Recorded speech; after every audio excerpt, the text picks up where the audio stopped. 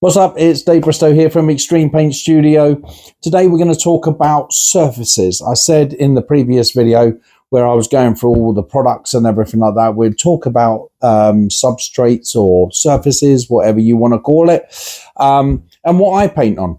There's a fair few of surfaces that you can paint on. Obviously, you can use standard paper, but using standard paper, it obviously gets really wet really quick, and it's not really going to allow you to erase or anything like that. So the first step as a beginner, as you're practicing, I would suggest you use, if you're using standard paper, you use anything up to a 160 GSM.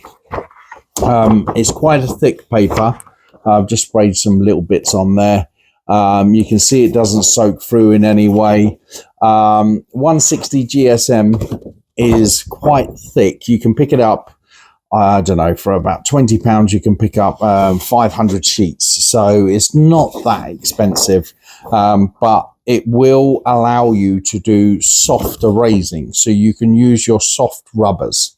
It's what I use in our beginner academies, and it's what I use in our foundation classes. It allows us to do soft erasing using the pink side of the rubber and the white side of the pencil rubber. But if you want to go for a slightly thicker paper, 20 sheets per pad, and it's called Bristol. Okay. Beyond that, you've got synthetic paper. So this has a little bit of a, you can see it in the camera, this has a little bit of a sheen to it. Okay.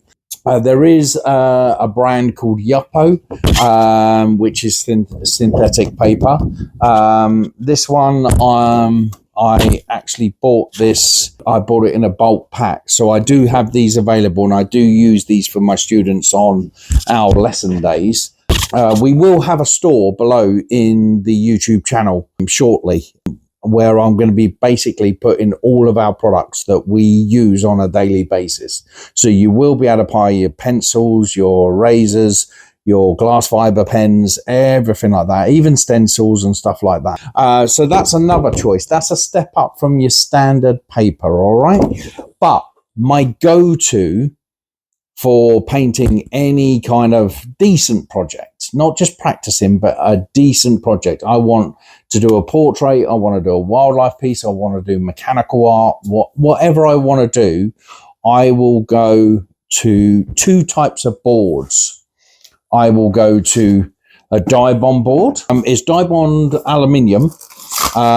It comes with a cover on it, so you just tear the cover off, and you're left with a solid 3mm board. Some of them are dual-sided. This one's not dual-sided, but I guess I can paint on both sides. Sorry, it looks dirty, but it's not. It's just the edging. You can see how thick that is. It's 3mm. It's solid. It's got a sheen to it. So what we have to do with this particular board is we have to prep it. So we have to use a red Scotch-Brite pad. Oh, grab that one there. Red Scotch-Brite pad, and we have to key the surface, okay? And once the surface is keyed, so it's dull, completely dull, and we've got a million scratches in it, then we can spray on it. However, I would recommend that once you've keyed the surface, you use an auto-born sealer white, just to put 2 coats of sealer white on it, or sealer black if you're doing predominantly a dark design. Then paint it in sealer black, auto-born sealer white or sealer black, and then you're good to go. You can erase anything on this, so you can use your glass fiber, you can use your X-Acto knife, you can use anything in the erasing tools selection that you have to use on this board. And this is probably my go-to when I'm doing anything larger than A3. I will go to like literally 2 meter by, I think they come in normal 8x4 sheets. So, you know, so literally the size of this tiger behind me. And they're fairly cheap. They're not bad. They're about I want to say about £4 to £5 per board. Okay, it's what they use for marketing, illustration boards, and then once you've finished it, then you can either clear coat it, or you can varnish it with acrylic varnish, you know, and then it can be hung up on the wall as is, or you can put it in a frame. Because it's only 3mm thick, it will go in a standard frame. So as you can see, the picture over on the left here of the wolf, that is a Dibond board in a frame. Okay, so this is your, like, really go to if you want to do a cheaper project and it's for your own use. But if you want to do a commission, let me just pop that down there. In fact, I'll put that over there. If you want to do a commission, then you want to use this stuff. This is called, this is what I done the hair with, the last video. This is called a clay board. It's Japanese kaolin clay, 3mm thick again. It's already, the clay has already been dual action sanded. So it's already got a key in the surface. You can't really see it like visually. You have to go up, really magnify it to see all the little DAs, the sanding in it. But best surface in the world to paint on. Oh my God. If you've got your airbrush flowing perfectly, your paint is perfect, and this is the surface to go with it. Basically A3, or they do up to A2. So I would show you the Morgan Freeman picture. In fact, actually, one second.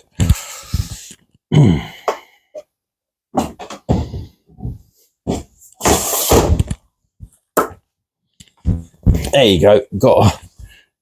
That's the size you can go to.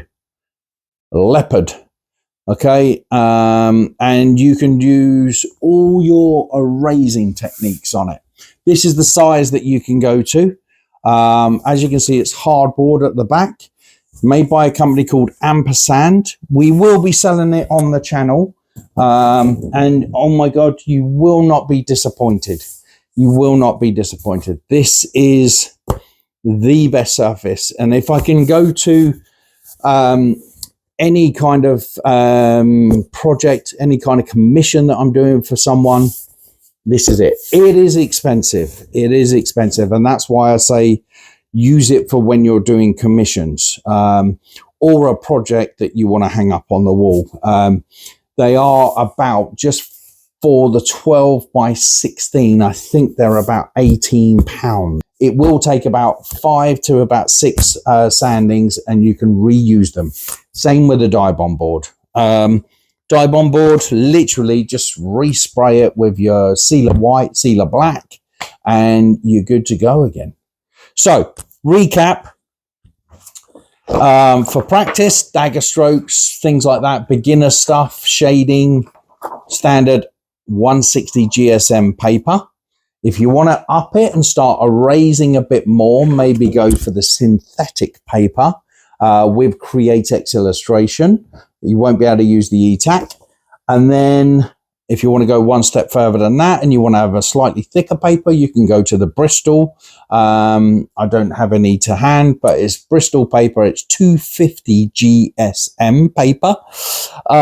And then if you want your actual projects to hang up on the wall, Dibond composite aluminium, double-sided, so you can do both sides if you like. And if you ruin both of them, then literally just scuff it, resealer it, and off you go again. So these will last you forever. And the all singing, all dancing Ampersand clay board. Okay, I will put some links in.